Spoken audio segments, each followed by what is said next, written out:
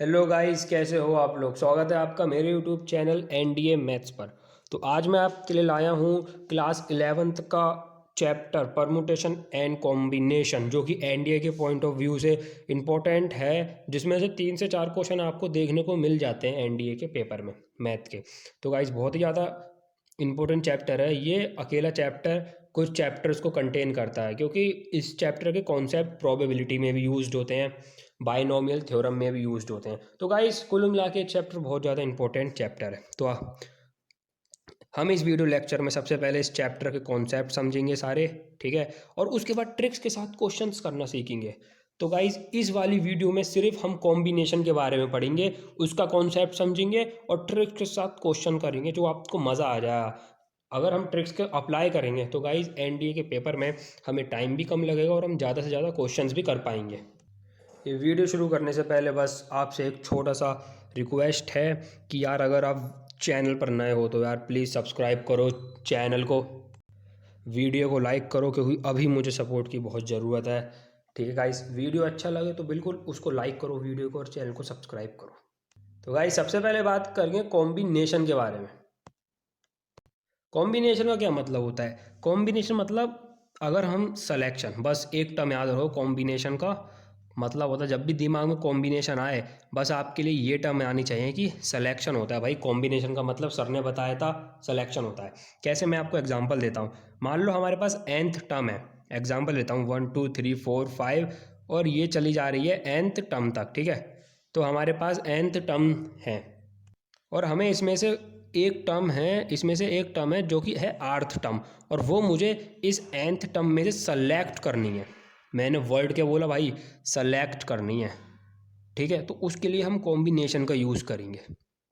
ध्यान से सुनो, कॉम्बिनेशन को डिनोट करते हैं हम सी से, और पूरी nth टर्म में से मुझे आर्थ वाली टर्म सेलेक्ट करनी है। तो कुछ इस तरह से लिखा जाता है ये कॉम्बिनेशन, ठीक है। समझ में आया तो बोलो, ठीक है। मेरे पास nth टर्म थी, उस n टर्म में से अगर मुझे आर्थ टर्म सेलेक्ट करनी है, अभी देखो बिल्कुल ध्यान से सुनो, अभी एकदम से ये सब चीज़ समझ में नहीं आएगी, धीरे धीरे सुनते जाओ। पूरा लिंक बनाऊंगा, पूरा समझा दूंगा इस चीज़ को बहुत बढ़िया तरीके से। वीडियो एंड तक देखो, वीडियो एंड तक देखने के बाद आप ये नहीं कह सकते कि कुछ समझ में नहीं आया। बस ध्यान से सुनो, ठीक है। मैं एक बार रिपीट करता हूँ। मेरे पास nth टर्म थी, मान लेता हूँ n टर्म थी, इसमें से मुझे कोई आर्थ टर्म सेलेक्ट करनी थी। तो nth टर्म में से अगर मुझे आर्थ टर्म सेलेक्ट करनी है तो मैं कॉम्बिनेशन का यूज़ करता हूँ। समझ में आया। यानी कॉम्बिनेशन का सीधा सीधा मतलब होता है कि सलेक्शन किसी भी चीज़ का अगर मुझे सेलेक्ट करना हो तो मैं कॉम्बिनेशन यूज़ करूँगा। कहीं क्वेश्चन में अगर सिलेक्शन वर्ड आ गया या मुझे कहीं से सिलेक्शन लेना हो तो बस भाई कॉम्बिनेशन, सिंपल कॉम्बिनेशन होगा, ठीक है। आइए इसका फॉर्मूला देखो। इसका फॉर्मूला होता है n factorial upon r factorial upon n minus r factorial, ठीक। ये इसका फॉर्मूला होता है। बस एक बार ध्यान से देख लो इस फॉर्मूले को। वैसे करेंगे तो क्वेश्चन हम ट्रिक से ही, बस एक फॉर्मूला आपके लिए देख लीजिए आप इसको ध्यान से। अब भाइयों आ जाते हैं रूल्स बहुत ज़रूरी हैं क्वेश्चंस के लिए, ठीक है गाइस। अगर रूल्स नहीं पढ़ोगे तो बहुत बेकार हो जाएगा, कुछ समझ में नहीं आएंगे कैसे क्वेश्चंस हो रहे हैं, सब सर के ऊपर से जाएंगे। तो पहला रूल बहुत सिंपल है। N C one is equals to n C n minus one, जो कि बराबर होगा हमारे एन के।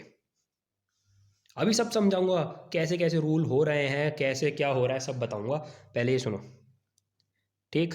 N C one is equals to n C n minus one is equals to n. अब मैं एग्जाम्पल के लेता हूँ भाई, एन की जगह तुम कोई भी ले लो। मान लो मैंने एन की जगह 8 ले लिया, तो 8c1 is equals to 8c 8 minus one 7, वो बराबर क्या होगा 8 के। यानी कि 8c1 और 8c7 की वैल्यू मेरे पास 8 होगी। कुछ भी ले लो एन की जगह, मैंने 25 ले लिया, 25c1 और 25c24, वो मेरे पास 25 के बराबर होगा। समझे पहला रूल, बढ़िया सर समझ गए। दूसरा नियम, दूसरा रूल है n C zero is equals to n C n is equals to 1। ये भी बहुत इंपॉर्टेंट रूल है, ठीक है। अब एन की जगह आप कुछ भी ले लो,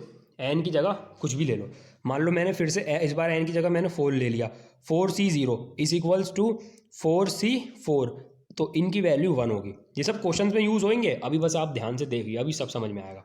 ठीक है, आगे 5c0 is equals to 5c5, वो मेरे पास 1 होगा। तो ये वैल्यूज हैं, कुछ एग्जाम्पल्स हैं। ठीक है, अब समझते हैं थोड़ा सा कि इन फैक्टोरियल को, जैसे 8c1 है, 8c7 है, 5c0, इनको खोलेंगे कैसे, इनको तोड़ेंगे कैसे, सॉल्व कैसे करेंगे।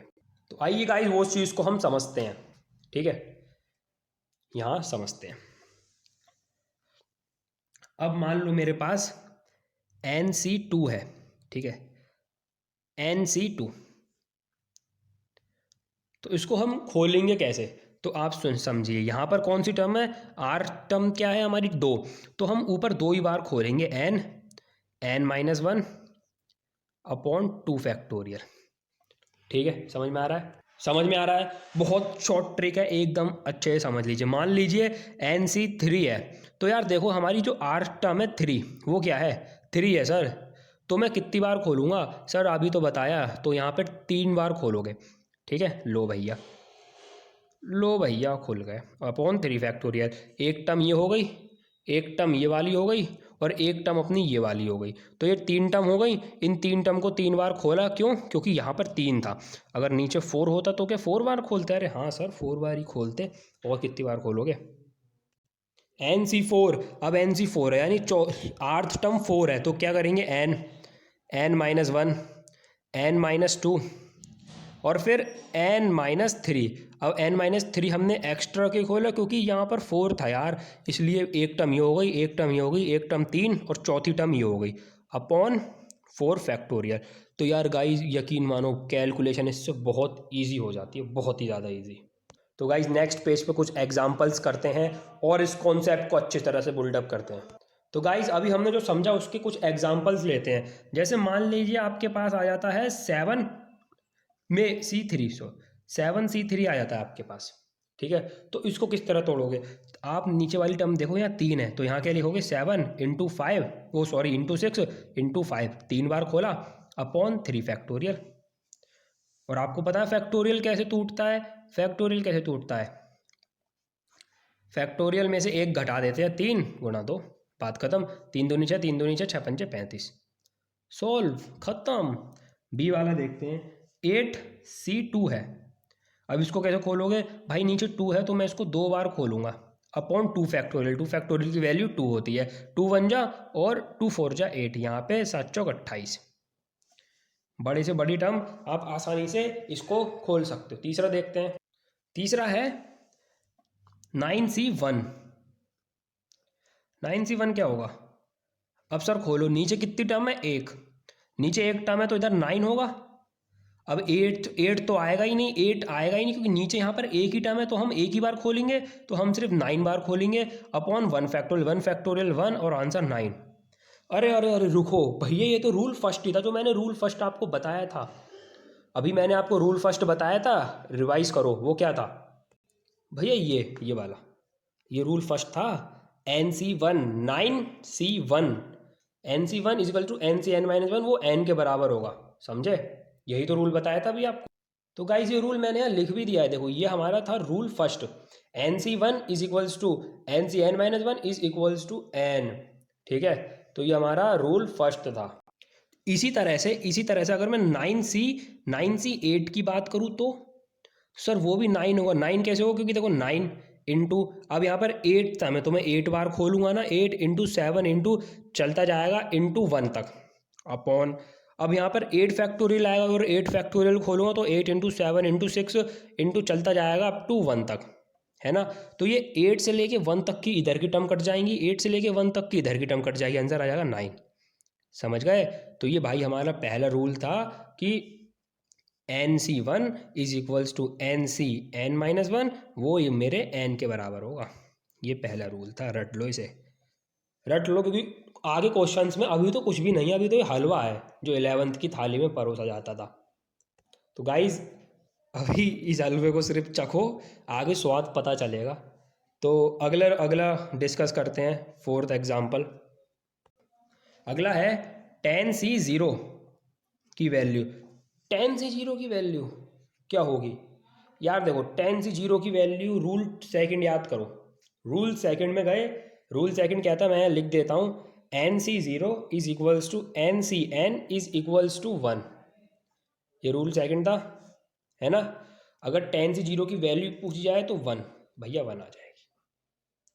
Ten C zero one, ten C ten, बिना कुछ देखे one, ten C zero one, ten C A ten one. और हाँ, अगर आप इसको खोलना चाहोगे तो खोल सकते हो। टेन सी जीरो क्या होगा भैया? टेन, जीरो फैक्टोरियल है तो एक भी बार नहीं खोलेंगे, ठीक है? तो गाइस टेन, और इस बार इसको हम अपने फॉर्मूले से करते, जो ओरिजिनल फॉर्मूला बताया था मैंने एनसीआर का, वो क्या था? वो मैं लिख देता हूँ। जो हमारा था formula, n factorial upon r factorial upon into, sorry, n minus r whole का फैक्टोरियल। तो यहाँ पर एन क्या है? टेन, टेन का फैक्टोरियल अपॉन आर का फैक्टोरियल यानी जीरो फैक्टोरियल, और एन माइनस आर यानी टेन माइनस जीरो का फैक्टोरियल। तो ये टेन माइनस जीरो से टेन माइनस जीरो कट गया, ये बच जाएगा वन अपॉन जीरो फैक्टोरियल, ठीक है? अब यार जीरो फैक्टोरियल की वैल्यू वन होती है, ये थ्योरम होती है, दिमाग में रट लो, यहाँ पर रट लिख लो कि जीरो फैक्टोरियल की वैल्यू वन होती है, ठीक है? बिल्कुल रट लो इसको अपने दिमाग में। तो गाइस देखो, इस तरह से रूल्स हमारे बहुत अच्छी तरीके से प्रिपेयर हो गए। दो रूल थे, दोनों बढ़िया हो गए। एक रूल और पढ़ते हैं, रूल नंबर थर्ड है गाइस। थर्ड, इफ अगर मेरे पास n C x is equals to n C y है, ध्यान से समझिए guys, n C x is equals to n C y, यानी कि दोनों nth टर्म बराबर हैं और rth टर्म का हमें पता नहीं है। तो जो इन टर्म्स का सम होगा, rth टर्म का जो सम होगा वो मेरी n टर्म के बराबर होगा, ठीक? एग्जाम्पल देकर समझाता हूँ। अगर मान लिया जाए कहीं क्वेश्चन आ जाए, कहीं क्वेश्चन आ जाए टेन सी फोर प्लस वो ten C four, sorry guys, sorry, plus नहीं आएगा, ten C four is equals to ten C y, और मुझे y की वैल्यू निकालनी है। तो बेटा y कैसे आएगा? देखो n दोनों बराबर है, तो जो n होगा वो four plus x plus y के सम के बराबर होगा, जो हमने यहाँ पढ़ा था। तो यहाँ से y का वैल्यू कितना आ जाएगा? सिक्स। अब इतना एनडीए के पेपर में हम इतना थोड़ी सॉल्व करेंगे, हम सिंपली दिमाग लगाएंगे। देखो अगले क्वेश्चन में, देखो अगला एग्जाम्पल लेता हूँ मैं एक और उसमें अच्छे से समझाते हैं। जैसे 25C5 है मेरे पास, जो कि बराबर है 20C(x) के। अब मुझे x का वैल्यू निकालना है। अब एनडीए के पेपर में थोड़ी ना पूरा सॉल्व करने बैठोगे भैया, 25C5 है, यहाँ x का वैल्यू निकालना है। तो अब बताओ क्या निकालोगे, कैसे निकालोगे? सॉरी गाइस, इसमें एक छोटी सी मिस्टेक होगी। अगर हमारी थ्योरम की कहती है, हमारी थ्योरम ये कहती है कि nxy यानी इज इक्वल्स टू ncy, ठीक है? यानी कि ये nth टर्म हमारी इक्वल होनी चाहिए, तभी जाके ये कंडीशन सेटिस्फाई होगी। लेकिन यहाँ पर मैंने गलती से nth टर्म इक्वल नहीं लिखी, उसके लिए सॉरी। 25, तो यहाँ भी 25 होना चाहिए, ठीक है? अब आप दिमाग लगाओ, एकदम एक सेकंड में, 2 सेकंड में बता दो कि क्या आएगा। सीधी सी बात है यार, इन दोनों का डिफरेंस ही तो ये आएगा, तो यहाँ x 20 आ जाएगा। बस एक सेकंड का काम है, इन दोनों का डिफरेंस यहाँ आ जाएगा, बस खत्म, टाटा बाय बाय। एक और करते हैं, ये रहा गाइस नेक्स्ट क्वेश्चन। यहाँ पे y की वैल्यू बतानी है, तो सिंपल है, इन दोनों डिफरेंस क्या होता है? 6, तो y की वैल्यू आ जाएगी 6, बात खत्म, टाटा। अब यहाँ से देते हैं एक क्वेश्चन, देखते हैं कितने लोग कर पाते हैं। वो क्वेश्चन कर लिया ना आपने, तो बस ज़्यादा हवा में मत उड़ो बस वो क्वेश्चन देखो, सुनो। क्वेश्चन है 30C27 की वैल्यू निकालनी है। अब बताओ कैसे निकालोगे? अब देखो, अगर आप कैलकुलेशन करने बैठोगे कि 30 into 29 into 28 into 27 up to, तो भाई बहुत लंबा पहुंच जाएगा प्रोसीजर, ठीक है? बहुत लंबा पहुंच जाएगा। कैसे करोगे? हाँ, उस ट्रिक से भी कर सकते हो जो मैंने पहली वीडियो में बताया था, उससे भी जो सॉरी अभी रिसेंटली बताया था कुछ मिनट पहले, उससे भी कर सकते हो। लेकिन आपको एक नया तरीका बताऊँ जो सॉल्व करने का, बिल्कुल चुटकियों का तरीका। कैसे? देखो, इस 30C27 को मैं लिख लेता हूँ 30CX के बराबर। भाई इतना तो लिख सकता हूँ, ठीक है? अब इस x की वैल्यू निकालनी है मेरे को। एक्स क्या हो जाएगा, इन दोनों का डिफरेंस, एक्स की वैल्यू कितनी आ जाएगी 3, तो ये बन जाएगा 30C, इन दोनों का डिफरेंस ही तो ये होता है 3 आ जाएगा। अब सिंपली 30C 3 की वैल्यू निकालनी है मेरे को, यानी 30C 3 की वैल्यू इस वैल्यू के इक्वल होगी।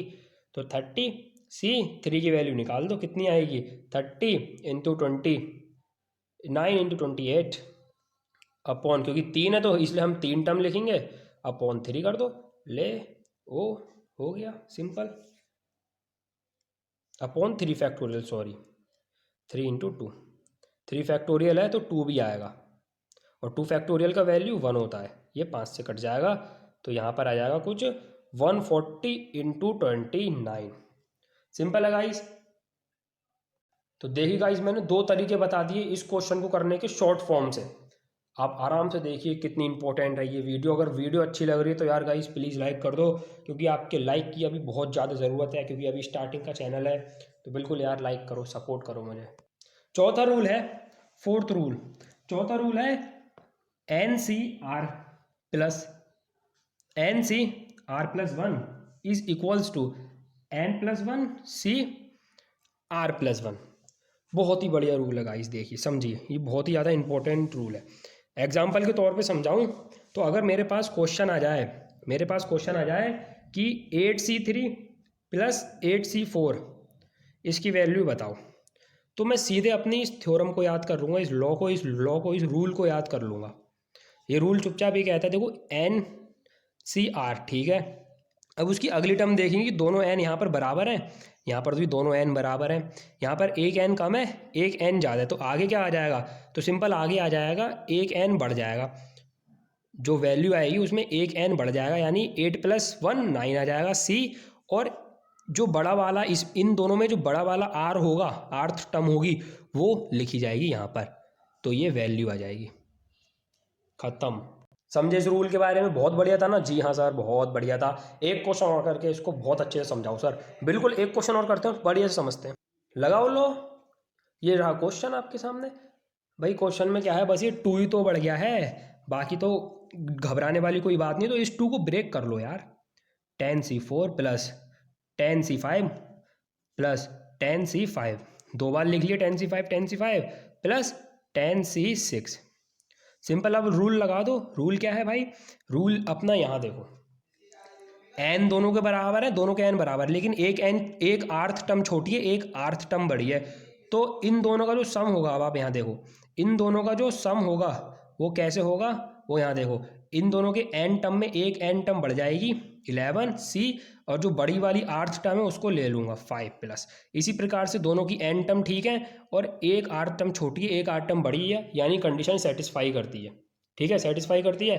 तो क्या होगा, यहाँ पर जो 10 है इनमें से एक nth टर्म बढ़ जाएगी 11C6, ठीक। अब यहाँ देखो n टर्म बराबर है, भैया n टर्म बराबर है, आर्थ टर्म छोटी है, एक बड़ी है एक छोटी है, तो भैया इधर n टर्म बढ़ जाएगी 12C, और आर्थ टर्म बड़ी वाली ले लेंगे 6, KDS, बिल्कुल। तो गाइस ये सॉल्व किए तो कॉम्बिनेशन कुछ छोटे मोटे हल्के फुल्के सवाल। अब मैं आपको लेकर चलता हूँ लॉ की तरफ, लॉ ऑफ एडिशन और लॉ ऑफ मल्टीप्लिकेशन। देखो यार, ये कहीं बुक में नहीं मिलेगा आपको, ये सिर्फ इस चैनल, इस वीडियो में मिलेगा। देखो यार, law of addition, law of multiplication का क्या कॉन्सेप्ट है, ये हमने ही बनाया है, इसको आप समझिए एक तरह से। बस ये जो लॉ है, ये क्वेश्चन करने के तरीके को ना बहुत आसान कर देता है। आइए समझते हैं। तो यार लॉ समझते हैं। देखो लॉ, रूल्स के बाद हम पढ़ रहे हैं अभी लॉ हम इसमें 2 टाइप के पढ़ेंगे, लॉ ऑफ एडिशन, ठीक है, लॉ ऑफ एडिशन, और सेकंड पढ़ेंगे हम law of multiplication, law of multiplication, ठीक है। जैसे गाइस मैंने आपको कॉम्बिनेशन में बताया था कि कॉम्बिनेशन वर्ड अगर दिमाग में आए तो बस सिलेक्शन वर्ड सोच लेना, किसी भी चीज़ का सिलेक्शन हो रहा हो। वैसे ही अगर लॉ ऑफ एडिशन दिमाग में आए, इस चैप्टर में लॉ ऑफ एडिशन दिमाग में आए, तो बस क्या चीज़ दिमाग में सोचनी है, और अगर कहीं पर और शब्द का प्रयोग हो रहा है, कहीं पर और शब्द का यूज़ हो रहा है, तो हम लॉ ऑफ एडिशन का यूज़ करेंगे, मतलब उधर हम प्लस साइन का यूज़ करेंगे। कौन से साइन का? प्लस साइन का यूज़ करेंगे। कहीं पर और शब्द का प्रयोग हो रहा है तो वहाँ लॉ ऑफ एडिशन के मुताबिक प्लस साइन का यूज़ करेंगे। ठीक है। ऐसे ही लॉ ऑफ मल्टीप्लिकेशन में कहीं पर एंड शब्द का यूज़ हो रहा है, ठीक है, तो हम वहाँ पर मल्टीप्लाई शब्द का प्रयोग करेंगे। अभी एग्जाम्पल्स के सहारे समझेंगे कि क्या कहना चाहते हैं ये चीज़, ठीक है। और गाइस यकीन मानो बहुत मज़ा आने वाला है आगे, तो बने रहिए वीडियो में और पूरी देखिए, plus law of addition, law of multiplication का कॉन्सेप्ट। तो गाइस देखो, जो मैंने अभी समझाया आपको उसका क्या लॉजिक बैठता है यहाँ पर, वो चीज़ आप समझो। देखो क्वेश्चन क्या कह रहा है, इस क्वेश्चन की मदद से, इस क्वेश्चन के बाद सब कुछ समझ में आ जाएगा, प्यार हो जाएगा इस चैप्टर से, बाय गॉड। क्वेश्चन देखिए, 4 boys and 5 girls in a class, ठीक है। पहले जो डाटा गिवन है ना उसको एक बार लिख लेते हैं, ये मैं एक्सप्लेन करके एक बार अच्छे से समझा दूंगा आपको, उसके बाद तो हम शॉर्ट ट्रिक से करेंगे। 4 बॉयज़ हैं हमारे पास, ठीक है, 4 बॉयज़ हैं और 5 गर्ल्स हैं, ठीक है। 4 बॉयज़ हैं और 5 गर्ल्स हैं, ये क्लास का हमारा वो है डाटा। अब हमसे ए पार्ट में क्या पूछ रहा है वो देखते हैं। Total number of ways of selecting, देखो सेलेक्टिंग वर्ड आ गया, बत्ती जला लो दिमाग की भाई लोग, सेलेक्टिंग वर्ड आ गया, इसका मतलब कॉम्बिनेशन है, यहाँ परमुटेशन नहीं है भाई, कॉम्बिनेशन आएगा। सेलेक्टिंग वर्ड आ गया, combination. 4 students, total number of ways of selecting 4 student, हमें 4 स्टूडेंट को सेलेक्ट करना है, समझे। अब गाइस क्वेश्चन को समझो, 4 बॉयज़ हैं 5 गर्ल्स हैं, यानी टोटल स्टूडेंट कितने हो गए, टोटल स्टूडेंट्स कितने हो गए, 4 और 5 9, टोटल स्टूडेंट्स 9 हो गए। अब इन 9 स्टूडेंट्स में से total number of ways of selecting 4 students, हमें कोई से भी 4 स्टूडेंट सेलेक्ट करने हैं, यानी कि तो गाइज मैं क्या कहना चाह रहा हूँ, मैं ये कहना चाह रहा हूँ कि 9 स्टूडेंट्स हैं, अब मुझे 9 में से कोई भी 4 स्टूडेंट सेलेक्ट करने हैं, ठीक है। यानी एन कितने हैं भाई 9, और 9 में से मुझे कोई भी 4 सेलेक्ट करने हैं, तो इसका मतलब 9 सी और कोई भी 4 स्टूडेंट सेलेक्ट करने हैं। लो भैया हो गया। अब इसको आप सॉल्व कर लेना। सॉल्व कैसे करोगे भाई, बहुत सिंपल है सॉल्व करना। 9 इंटू वही वाला जो मेथड मैंने आपको बताया था, 9 इंटू 8 इंटू 7 इंटू 6 चलता जाएगा अपॉन 5 इंटू 4 फैक्टोरियल, और नीचे सॉरी गाइस, वेरी सॉरी, नीचे हमारे पास आर्थ टर्म 4 है, हमारे पास आर्थ टर्म 4 है, तो हम 4 बारी खोलेंगे सिर्फ इसको, तो 9 इंटू 8 इंटू 7 इंटू 6, बस इसके बाहर नहीं खोल सकते क्योंकि आर्थ टर्म 4 है। अपनी ट्रिक मैं खुद ही भूल जाता हूँ, इसलिए कहता हूँ आपको अच्छे से इसको, इस ट्रिक को रट लेना, ठीक है, अच्छे से। 4 और 4 अपॉन 4 फैक्टोरियल आएगा, जो कि 4 इंटू 3 इंटू 2 होगा, ठीक है। 3 दूनी 6, 3 दूनी 6 6, 4 और 4 दूनी 8, 18 और 18 सत्ते 126, ठीक है गाइस। तो इस तरह से बताया, तो इस तरह से हमने कॉम्बिनेशन का, ये सवाल कॉम्बिनेशन का था, ठीक है, ये सवाल कॉम्बिनेशन का था, ये सवाल गाइस कॉम्बिनेशन का था, ठीक है। अब हम लॉ ऑफ एडिशन और लॉ ऑफ मल्टीप्लिकेशन को समझेंगे अपने बी पार्ट में। बी पार्ट वाला क्वेश्चन देखो, बी पार्ट में कह रहा है वेज ऑफ सेलेक्टिंग, लिख देता हूं मैं, ways of selecting, selecting word फिर से आ गया, इसका मतलब कॉम्बिनेशन होगा यहाँ, स्टूडेंट्स ऑफ सेम जेंडर, ठीक है। यानी हमें अब देखो, अब हमारे पास सॉल्यूशन, इसका सॉल्यूशन देखो, यहाँ से आपको law of addition, law of multiplication अच्छे से समझ में आ जाएगा, इस चीज़ की गारंटेड है। ये बी पार्ट है, क्वेश्चन सेम है हमारे पास, क्वेश्चन में 4 बॉयज़ हैं और 5 गर्ल्स है, यानी टोटल स्टूडेंट है 9। अब इसे देखते हैं, ways of selecting 4 student of same gender, हमें सेम जेंडर के 4 स्टूडेंट सेलेक्ट करने हैं, सेम जेंडर के 4 स्टूडेंट सेलेक्ट करने हैं, और हमारे पास 4 बॉयज़ हैं और 5 गर्ल्स हैं, ठीक है। तो यार देखो, अगर मुझे सेम जेंडर के 4 स्टूडेंट सेलेक्ट करने हैं, तो 5 गर्ल्स में से मैं 4 स्टूडेंट सेलेक्ट करूंगा, यानी 5 में से मैं 4 स्टूडेंट सेलेक्ट करूंगा, ठीक है। और कंडीशन क्या बना सकता हूँ, और कंडीशन में ये बना सकता हूँ कि 4 बॉयज़ में से और मैं 4 बॉयज़ को ही सेलेक्ट कर लूँ, तो ही तो सेम जेंडर हो पाएगा। अब देखो यहाँ पर और आ गया, और अब तो ये आप बनाना सीख गए होगे कि मैंने 5C4 क्यों लिखा, क्योंकि यार 5 गर्ल्स थी और 5 में से मुझे 4 को सेलेक्ट करना था, और सेलेक्ट करना था इसलिए कॉम्बिनेशन आया। 4 बॉयज़ थे, 4 बॉयज़ में से मुझे 4 बॉयज़ को ही सेलेक्ट करना था, क्योंकि मुझे 4 स्टूडेंट सेलेक्ट करने सेम जेंडर के। मैं इसमें से एक भी गर्ल्स नहीं ले सकता अगर बॉयज़ ले रहा हूँ तो, और गर्ल्स ले रहा हूँ तो बॉयज़ नहीं ले सकता। ठीक है, 5C4 और 4C4। अब इसको सॉल्व करना। देखो 5C4 मैंने ये बताया था, तो गाइज मैंने बताया था जहाँ पर और का यूज़ हो, जहाँ पर भी आपको और का यूज़ लिख जाए वहाँ लॉ ऑफ एडिशन यानी कि प्लस लगा देना 4C4। ये देखिए गाइज, ये बताया था मैंने आपको कि जहाँ भी आपको और दिख जाए वहाँ आपको प्लस ठोक देना है, बिल्कुल छाप मोहर लगा देनी है। अभी अपना रूल याद करो, जब मैंने रूल फर्स्ट और सेकंड लिखवाया था तो 5C4 की वैल्यू 5, अब तो आप समझ ही गए होगे, और 4C4 की वैल्यू 1, कितना आ गया 6। लो guys, simple law of addition का ये कॉन्सेप्ट था। तो गाइस अब ये जो सी वाला पार्ट है ये लॉ ऑफ मल्टीप्लिकेशन का कॉन्सेप्ट भी क्लियर कर देगा। अब देखो कंडीशन वही है हमारे पास, कंडीशन क्या है, 5 गर्ल्स हैं और 4 बॉयज़ हैं, 4 बॉयज़ हैं और 5 गर्ल्स हैं। ठीक है, ये टोटल स्ट्रेंथ है बच्चों की क्लास की। अब वेज ऑफ सेलेक्टिंग 4 स्टूडेंट्स, फिर से हमें 4 स्टूडेंट सेलेक्ट करने हैं जिसमें से 2 बॉयज़ हों और 2 गर्ल्स हों। 4 ऐसे स्टूडेंट सेलेक्ट करने हैं जिसमें से 2 बॉयज़ हों और 2 गर्ल्स हों। तो गाइज अब देखिए, अब मुझे ways of selecting 4 student select करने हैं जिसमें 2 बॉयज़ हों और 2 गर्ल्स हों, यानी कि इस बार देखिए क्या करेंगे। अब 2 बॉयज़ और 2 गर्ल्स, तो टोटल गर्ल्स कितनी है 5, तो पहले गर्ल्स का देख लेते हैं। 5 गर्ल्स में से मुझे 2 गर्ल्स सेलेक्ट करनी है, एंड 4 बॉयज़ में से मुझे 2 बॉयज़ सेलेक्ट करने हैं, तभी तो दोनों को मिला के, दोनों दो को मिला के 4 स्टूडेंट की पूर्ति होगी। यहाँ पर हम और नहीं लगा सकते, और अगर हम और लगा देंगे तो इसका मतलब ये अलग हो जाएगा, ये अलग हो जाएगा, लेकिन हमें दोनों को एक रखना है। क्यों क्यों 2 और 2 4, तभी तो 2 और 2 4 होंगे। अगर हम दोनों को अलग रख देंगे और लगा के तो ये भी अलग हो जाएगा, ये भी अलग, इसलिए यहाँ पर एंड आएगा। तो ये, और जब एंड आ गया तो मैंने बताया था यहाँ पर इनटू का साइन आ जाएगा 4C2। अब 5C2 इंटू 4C2 आप सॉल्व कर लें, बहुत आसानी से सॉल्व हो जाएगा। सिंपली सॉल्व कर देना है इसको।